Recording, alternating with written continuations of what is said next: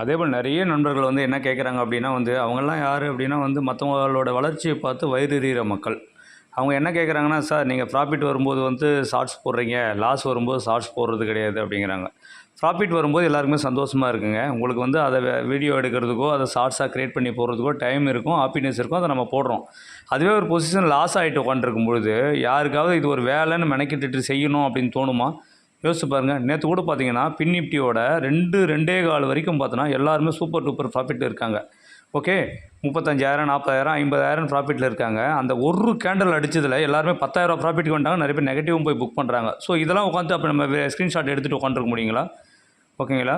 So algo trading அப்படிங்கிறது ப்ராஃபிட்டபுளாக இருக்கும். அதுவும் குறிப்பாக உங்களோட கேபிட்டலை ப்ரொடெக்டிவாக வச்சுக்கும். யாரெல்லாம் கேபிட்டலை ப்ரொடெக்டிவாக வச்சுக்கணும்னு நினைக்கிறீங்களோ அவங்க இந்த ஸ்க்ரீனில் தெரியிற நம்பருக்கு பேமெண்ட் பண்ணிவிட்டு ஸோ நீங்கள் ஆல்கோவை சப்ஸ்கிரைப் பண்ணிக்கலாம். வேணான்னு நினைக்கிறவங்க வெளியில் நின்று யூடியூப்பில் ஒன்லி நெகட்டிவ் கமெண்ட்ஸ் கொடுத்துக்கிட்டு இருங்க.